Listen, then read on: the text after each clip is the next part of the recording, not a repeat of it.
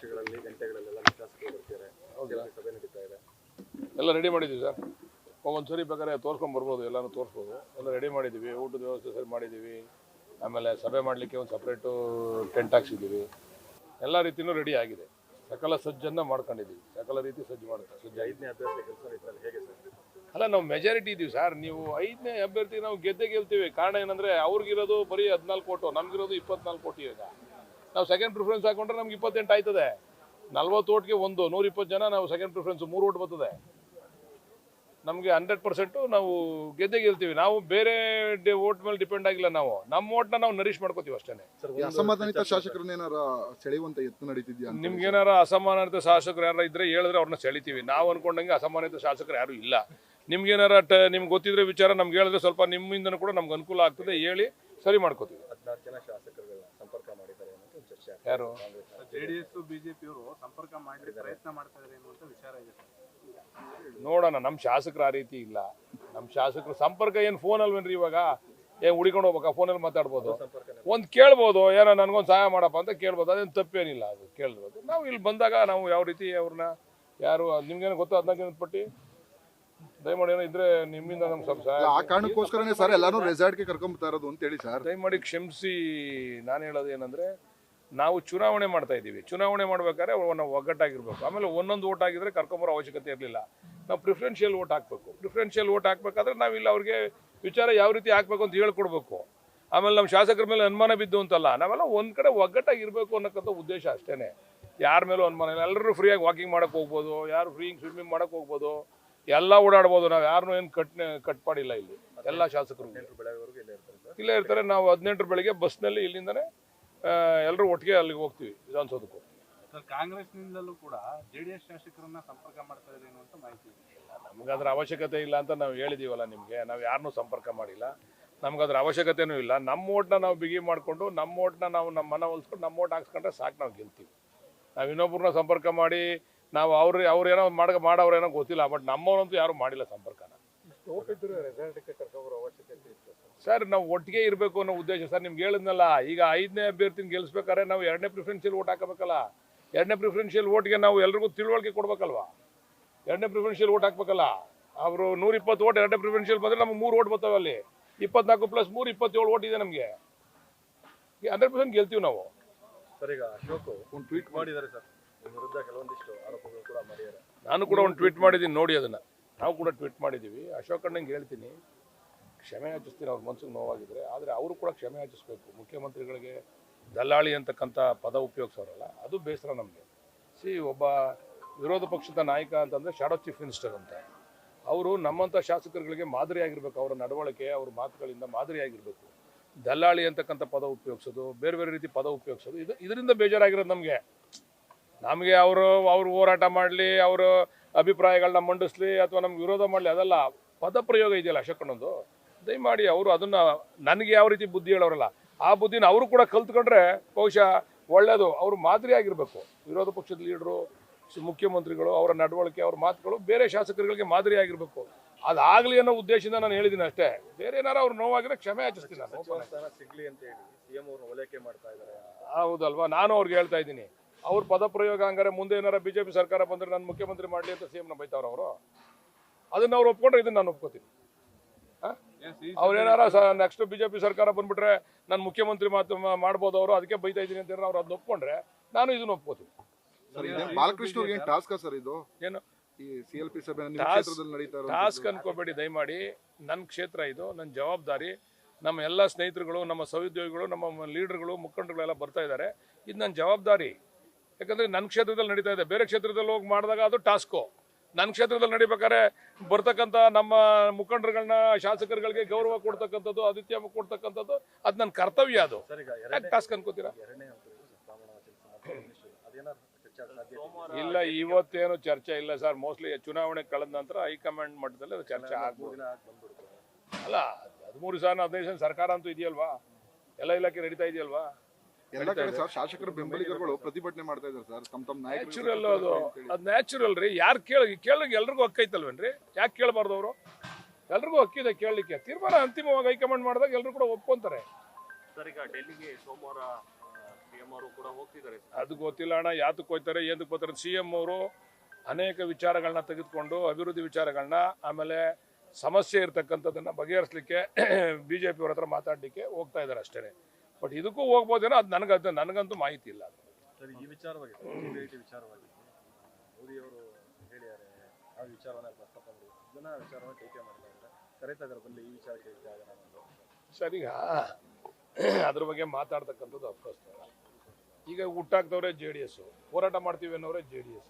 ಏನು ಥರ ಹಾಸ್ಯಾಸ್ಪದ ಅಷ್ಟೇ.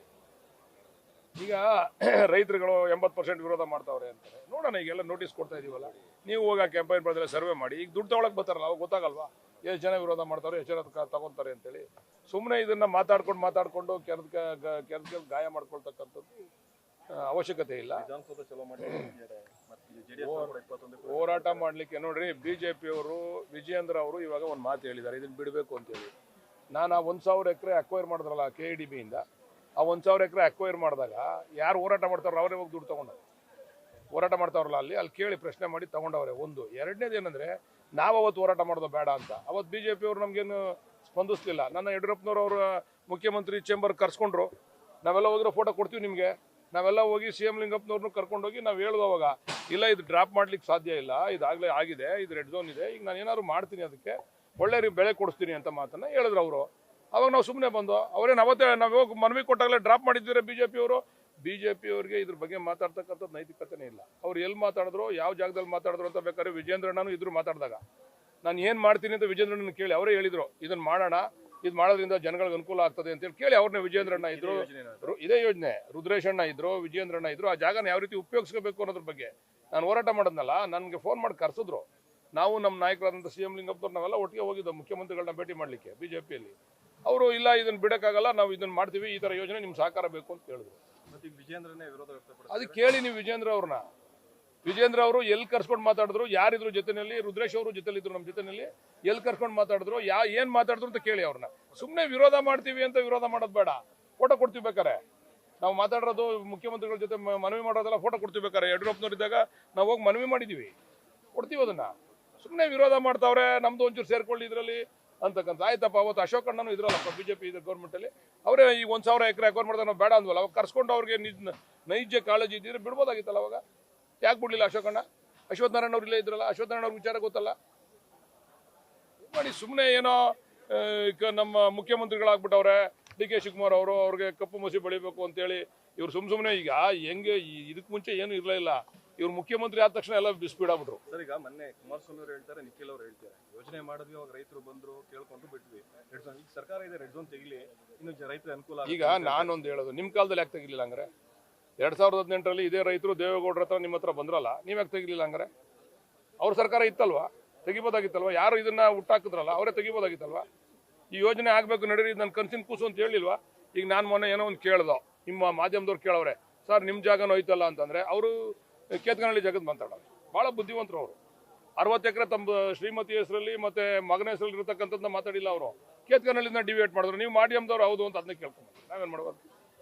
ಅವ್ರು ಐತಲ್ಲ 60 ಎಕರೆ, ಬೇನಾಮಿ ಅಲ್ವಾ ಅದು? ಹೇಳಿ.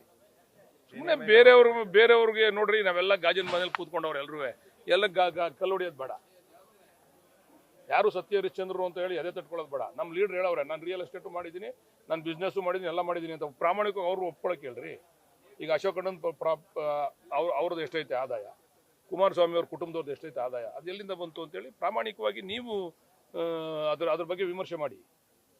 ಅವರು ಸ್ಟಾರ್ಟಿಂಗಲ್ಲಿ ಎಷ್ಟಿತ್ತು, ಹೆಂಗಾಯ್ತು, ಈಗ ಎಷ್ಟೈತೆ, ಕುಮಾರಸ್ವಾಮಿ ಅವ್ರದ್ದು ಎಷ್ಟೈತೆ, ನಿಖಿಲ್ ಕುಮಾರಸ್ವಾಮಿ ಅವ್ರ ಹೆಸರಲ್ಲಿ ಎಷ್ಟೈತೆ, ಆಮೇಲೆ ಅವ್ರು ಬಾಲಕೃಷ್ಣೇಗೌಡರ ಹೆಸರು ಎಷ್ಟೈತೆ, ರೇವಣ್ಣ ಹೆಸರಲ್ಲಿ ಐತೆ, ರೇವಣ್ಣನ ಮಕ್ಕಳ ಹೆಸರಲ್ಲಿ ಎಷ್ಟೈತೆ, ಅವೆಲ್ಲ ಹೆಂಗೆ ಬಂತು? ನಮ್ಮ ನಾಯಕರು ಒಪ್ಕೊಂಡಂಗೆ ನೀವು ಒಪ್ಕೊಳ್ಳಿ ಪ್ರಾಮಾಣಿಕವಾಗಿ. ನಾನು ಬಿಸ್ನೆಸ್ ಮಾಡಿದ್ದೀನಿ, ನಾನು ಸಂಪಾದನೆ ಮಾಡಿದ್ದೀನಿ ಅಂತ ಕದ್ದು ಮುಚ್ಚಿ ಯಾಕೆ ಮಾತಾಡ್ತೀರಾ ನೀವು? ನಾಟಕ ಆಡೋದು ಬೇಡ ರೀ. ಯಾರು? ಅಶೋಕ್ ಅಣ್ಣ ಹೆಸರು ಪ್ರಾಪರ್ಟಿ ಐತಲ್ಲ, ಅದು ಕೋಟ್ಯಾಂತರ ರೂಪಾಯಿ ಪ್ರಾಪರ್ಟಿ ಹೆಂಗೆ ಬರ್ತದೋ ಹೇಳಿ? ಅವ್ರು ಮಂತ್ರಿ ಆದ್ಮೇಲೆ ಬಂದಿರೋದು, ಮಂತ್ರಿ ಆಯ್ಕೆನ ಮುಂಚೆ ಎಲ್ಲ ಬಂದಿರೋದು, ಎಲ್ಲಿ ಬಂತು ಅದೆಲ್ಲ? ರಾಜಕೀಯಕ್ಕೆ ಬರೋಕ್ಕಿಂತ ಮುಂಚೆ ಇದನ್ನ ಜಮೀನು ತಗೊಂಡಿದ್ದು DK ಶಿವಕುಮಾರ್ ಅವರು. ಸ್ಟಾರ್ಟಿಂಗ್ 3 ಎಕರೆ ಇತ್ತು, ಈಗ 1,400 ಕೋಟಿ ಆಗಿದೆ. ಹೌದ್ರಿ, 3 ಎಕರೆಯಿಂದನೇ 1,400 ಕೋಟಿ ಆಗೋದು. ನೀನು ಹೇಗಾಗಿ 1,400 ಕೋಟಿ ಆಗೋದು ಅಂತ ಮಾಡೋರು. ಅವ್ರು ಹೇಳೋರಲ್ಲ, ನಾನು ಬಿಸ್ನೆಸ್ ಮಾಡಿದ್ದೀನಿ. ಆಮೇಲೆ ಅವರು ಮೊದಲಿಂದನೂ ಕೂಡ ಬಿಸ್ನೆಸ್ ಮಾಡ್ತಾವ್ರೆ. ಆಮೇಲೆ ಇವ್ರಂಗೆ ಸುಳ್ಳು ಹೇಳೋದಿಲ್ಲ ಅವರು. DK ಶಿವಕುಮಾರ್ ಅವರು ಸತ್ಯ ಹೇಳ್ತಾರೆ, ನಾನು ಬಿಸ್ನೆಸ್ ಮಾಡಿದ್ದೀನಪ್ಪ, ನಾನು ಸಂಪಾದನೆ ಮಾಡಿದ್ದೀನಿ, ನನ್ನ ಪ್ರಾಫಿಟ್ ಬಂದಿದೆ, ನಾನು ಹಾಕಿದ್ದೀನಿ, ನನ್ನ ಆದಾಯ ನೋಡ್ರಿ. ಈ ದೇಶದಲ್ಲಿ ಇರ್ತಕ್ಕಂಥ ಎಲ್ಲ ಇಲಾಖೆನೂ ತನಿಖೆ ಮಾಡ್ಬಿಟ್ರಲ್ರಿ ಇವ್ರನ್ನ. ಇವ್ರು ತನಿಖೆಗೆ ಒಪ್ಕೋತಾರ ಕೇಳ್ರಿ. ಅಶೋಕಣ್ಣನೂ ಇವರು ಈ ದೇಶದಲ್ಲಿ ಯಾವ್ಯಾವ ತನಿಖಾ ಸಂಸ್ಥೆಗಳವೆ ಎಲ್ಲ ಡಿ ಕೆ ಶಿವಕುಮಾರ್ ಅವ್ರನ್ನ ತನಿಖೆ ಮಾಡ್ಬಿಟ್ರು, ಏನು ಸಿಗ್ಲಿಲ್ಲ ಅಲ್ಲಿ. ನೀವು ಆಗ್ರಹ ಮಾಡ್ತಿದ್ದೀರಿ ಸರ್? ನಾವು ಆಗ್ರಹ ಮಾಡ್ತಿದ್ವಿ, ಅವ್ರು ಸ್ವಯಂ ಪ್ರೇರಿತವಾಗಿ ತನಿಖೆ ಮಾಡಲಿ ಅಂತೇಳಿ. ಅಶೋಕಣ್ಣ ಇರ್ಬೋದು, ಕುಮಾರಸ್ವಾಮಿ ಅವ್ರು ಇರ್ಬೋದು, ಅವ್ರ ಕುಟುಂಬದ ಆಸ್ತಿ ಎಲ್ಲ ತನಿಖೆ ಆಗಲಿ, ಎಲ್ಲಿಂದ ಬಂತು ಅಂತೇಳಿ ಸ್ವಯಂ ಪ್ರೇರಿತವಾಗಿ ಅವ್ರು ಏನಾರು ಕೊಡ್ತಾರ ಕೇಳಿ, ಬರ್ಕೊಡ್ಬೇಕು ಒಂದು ಲೆಟರ್ನ. ಅವರು ನಮ್ದೆಲ್ಲ ತನಿಖೆ ಮಾಡಿ, ಎಲ್ಲಿಂದ ಮೂಲ ಎಲ್ಲ ತನಿಖೆ ಮಾಡಿ ಬರ್ಕೊಡ್ತಾರ ಕೇಳಿ. ನಮ್ಮದನ್ನ ತನಿಖೆ ಮಾಡಿಸಿದ್ರಿ, ನೀವೇ ಲೆಟರ್ಗಳು ಬರೋದ್ರಿ, ನೀವೇ ಪ್ರಧಾನಮಂತ್ರಿಗೆ ಲೆಟರ್ ಬರೋದ್ರಿ, ನಮ್ಮನ್ನ ಜೈಲ್ಗೆ ಹಾಕ್ಸ್ಬೇಕು ಅಂತ ಮಾಡಿದ್ರಿ. ಎಲ್ಲ ಕೇಸ್ ಯಾರು ಮಾತಾಡ್ತಾರೋ ಅವರು ಎಲ್ಲ ಕೇಸ್ ವಜಾ ಆದ್ವಲ್ಲ. ಸುಪ್ರೀಂ ಕೋರ್ಟಲ್ಲಿ ವಜಾ ಆಯ್ತಲ್ಲ ಕೇಸ್, ಇವ್ರನ್ನ ಒಳಗಡೆ ಹೋಗಿದ್ರಲ್ಲ, ಆ ಕೇಸ್ ವಜಾ ಆಯ್ತಲ್ವಾ. ಅಂದ್ರೆ ಡಿ ಕೆ ಶಿವಕುಮಾರ್ ಅವರು ಒಳಗೋಗೋದಕ್ಕೆ ಪತ್ರ ಬರೆದಿದ್ರ? ಖಂಡಿತ ಪತ್ರಗಳು ಬರ್ದವ್ರೆ, ಹೇಳವ್ರೆ, ಒತ್ತಡ ಹಾಕವ್ರೆ. ಅದು ಯಾರು ಅಂತ ಇವರು ಬಿಜೆಪಿ ಅವ್ರ ಜೊತೆ ಸೇರ್ಕೊಂಡಿರೋದೇ ನಮ್ಗೆ ತೊಂದರೆ ಕೊಡಕ್ಕೆ. ಯಾರು ಸರ್? ಜನತಾದಳದವರು. ಯಾರು ಸರ್ ಅಂದ್ರೆ ನಮ್ಗೆ ತೊಂದರೆ ಕೊಡಕ್ಕೆ ಪತ್ರ ಬರೆದಿದ್ರು ಅಂತ ಪತ್ರ ಬರ್ದವ್ರೆ. ಅವೆಲ್ಲ ಸಮಯ ಬಂದಾಗ ಹೇಳ್ತೀವಿ. ಯಾರ್ಯಾರಿಗೆ ಫೋನ್ ಮಾಡಿ ಹೇಳ್ಬೇಕು, ಏನು ಬಲಿ ಹೊಡಿಬೇಕು, ಹೆಂಗ್ ಬಲಿ ಹೊಡಿಬೇಕು, ಅದೆಲ್ಲ ಹೇಳವ್ರೆ. ಅವೆಲ್ಲ ಸಮಯ ಬಂದಾಗ ನಾವು ಕೂಡ ಹೇಳ್ತೀವಿ. ನಾವು ಹೇಳತಕ್ಕಂಥದ್ದು ಏನಂದ್ರೆ, ಯಾಕೆ ಸರ್ ಡಿ ಕೆ ಶಿವಕುಮಾರ್ ಈ ರೀತಿ ಟಾರ್ಗೆಟ್? ಸರ್, ಒಬ್ಬ ಒಕ್ಕಲಿಗ ಜನಾಂಗದ ನಾಯಕ ಇನ್ಯಾರು ಕೂಡ ಮುಖ್ಯಮಂತ್ರಿ ಆಗಲ್ಲ ಅಂತಕ್ಕಂಥದ್ದನ್ನ ಅವ್ರ ಮನಸ್ಸಿನಲ್ಲಿತ್ತು. ಯಾರು? ಕುಮಾರಸ್ವಾಮಿ ಅವ್ರ ಮನಸ್ಸಿನಲ್ಲಿ. ಕಾಂಗ್ರೆಸ್ನಲ್ಲಿ ಯಾವುದೇ ಕಾರಣಕ್ಕೂ ಅವಕಾಶ ಸಿಗಬಾರ್ದು ಅಂತಕ್ಕಂಥ ಪ್ರಯತ್ನನೂ ಕೂಡ ನಡೆದವೆ. ಇವ್ರಿಗೆ ಸಿಗಬಾರ್ದು ಡಿ ಕೆ ಶಿವಕುಮಾರ್ ಅವ್ರಿಗೆ ಅಂತಕ್ಕಂಥ ಪ್ರಯತ್ನ ಅವ್ರು ಯಾರ ಹತ್ರ ಮಾತಾಡ್ಕೊಂಡವ್ರೆ ಅಂತೇಳಿ ಅವ್ರ ಆತ್ಮ ಮುಟ್ಟಿ ಹೇಳ್ಕೊಳ್ಳಿ. ಸಿಕ್ಬಿಡ್ತಲ್ಲ ಈಗ ನಾಯಕತ್ವದಲ್ಲಿ. ಈಗ ನಮ್ಮ ಕಮ್ಯುನಿಟಿನಲ್ಲಿ ಬೇಕೋ ಬೇಡವೋ ಎರಡನೇ ನಾಯಕತ್ವ ಪ್ರಬಲವಾಗಿ ಬೆಳೀತಾ ಇದೆ. ಈಗ ಇದನ್ನ ಏನಾರು ಮೊಟಕು ಮಾಡಬೇಕು. ಈಗ ಅವ್ರು ಮುಖ್ಯಮಂತ್ರಿ ಆಗಿನ ಮುಂಚೆ ಈ ಹೋರಾಟ ಎಲ್ಲೋಗಿತ್ತು, ಪಾದಯಾತ್ರೆ ಎಲ್ಲೋಗಿತ್ತು? ನಿಖಿಲ್ ಕುಮಾರಸ್ವಾಮಿ ಅವ್ರು ಯಾಕೆ ಬಂದಿರಲಿಲ್ಲ? ದಳದವ್ರು ಯಾಕೆ ಬಂದಿರಲಿಲ್ಲ? ಈಗ ಯಾಕೆ ಬಂದ್ಬಿಟ್ರು? ಮುಖ್ಯಮಂತ್ರಿ ಆಗೋದಕ್ಕಿಂತ ಮುಂಚೆನೂ ಇತ್ತಲ್ಲ ಇಶ್ಯೂ, ಅವಾಗ ಯಾಕೆ ಇಷ್ಟು ಸೀರಿಯಸ್ ಆಗಿ ತಗೊಳ್ಳಿಲ್ಲ? ಮುಖ್ಯಮಂತ್ರಿ ಆದ್ಮೇಲೆ ಯಾಕೆ ಇಷ್ಟೊಂದು ಎದ್ಬಿಟ್ರಿ ನೀವೆಲ್ಲರೂ? ಅದಕ್ಕೆ ಮುಂಚೆನೆ ಮಾಡ್ಬೋದಾಗಿತ್ತಲ್ಲ, ಅವತ್ತಿಂದನೇ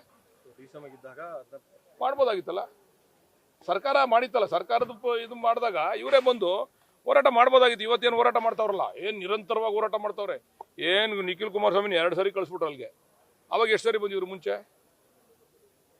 ಇದಾಗಿ 8 ತಿಂಗಳಾಯ್ತಲ್ಲ ಸರ್, ಅದು ಎಷ್ಟು ಸರಿ ಬಂದಿದ್ರು? ಇವ್ರು ಮುಖ್ಯಮಂತ್ರಿ ಆದ್ಮೇಲೆ 2 ಸರಿ ಬಂದವ್ರು ನಿಖಿಲ್ ಕುಮಾರಸ್ವಾಮಿ. ಅಂದ್ರೆ ಇವರು ವೆಂಜನ್ಸ್ ಪೊಲಿಟಿಕ್ಸ್ನ ಬಿಡಬೇಕು.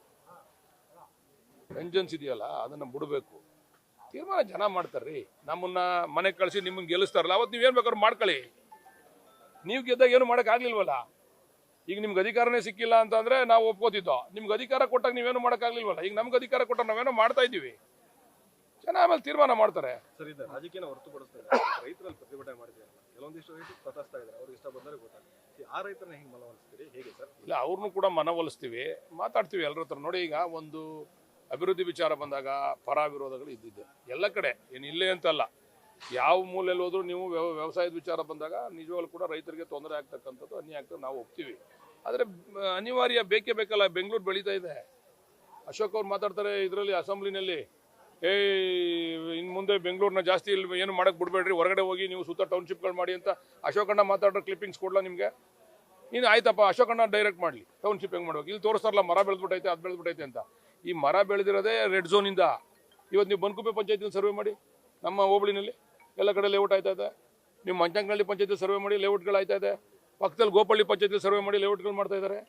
ಇದು ಯಾಕೆ ಉಳ್ಕೊಂಡೈತೆ ಅಂತಂದರೆ, ಇದು ಬರೀ ರೆಡ್ ಝೋನ್ ಮಾಡಿದ್ಕೆ ಕುಮಾರಸ್ವಾಮಿ ಅವರು ಅವತ್ತಿಂದ ಇದು ಯಾರು ಕೂಡ ಲೇಔಟ್ ಮಾಡ್ಲಿಕ್ಕೂ ಇನ್ನೊಂದಕ್ಕೆ ಅವಕಾಶ ಇಲ್ಲ, ಕನ್ವರ್ಷನ್ಗೆ ಅವಕಾಶ ಇಲ್ಲ ಅಂತೇಳಿ ಉಳ್ಕೊಂಡೈತೆ ಅಷ್ಟೇ. ಇದು ಈಗ ಅಷ್ಟೊಂದು ಜನ ರೈತರು, ಇದು ಮೊದಲೇ ಎಲ್ಲೋ ಝೋನ್ ಇದ್ದಿದ್ರೆ ಇಷ್ಟೊತ್ತಿಗೆ ಇದು ಮುಗ್ದೋಗಿರೋದು. ಇಲ್ಲೂ ಯಾವ ತೋಟನೂ ಇರ್ತಿರ್ಲಿಲ್ಲ, ಯಾವ ಇದು ಇರ್ತಿರ್ಲಿಲ್ಲ. ಇಲ್ಲವೇ ಬೇರೆಯವ್ರು ಬರೋರು, ರಿಯಲ್ ಎಸ್ಟೇಟ್ನವರು ತೊಗೊಂಡು ಮಾಡೋರು. ಅದೇ ಕೆಲಸ ನಾವು ಸರ್ಕಾರ ಮಾಡ್ತಾ ಇದ್ದೀವಿ. ಉದ್ದೇಶ ಏನು ಅಂತಂದ್ರೆ ಟೌನ್ಶಿಪ್ಗಳಾಗಬೇಕು ಅಂತ. ಕುಮಾರಸ್ವಾಮಿ ಅವರ ಪರಿಕಲ್ಪನೆ ಏನಿತ್ತು ಅದಕ್ಕೆ ಅನುಷ್ಠಾನ ಮಾಡ್ತಾ ಇದೀವಿ ಅಷ್ಟೇ ನಾವು. Thank you. ನ್ಯೂಸ್ ಫಸ್ಟ್, ನಿರ್ಭೀತಿಯಿಂದ ನಿಮ್ಮ ಪರವಾಗಿ.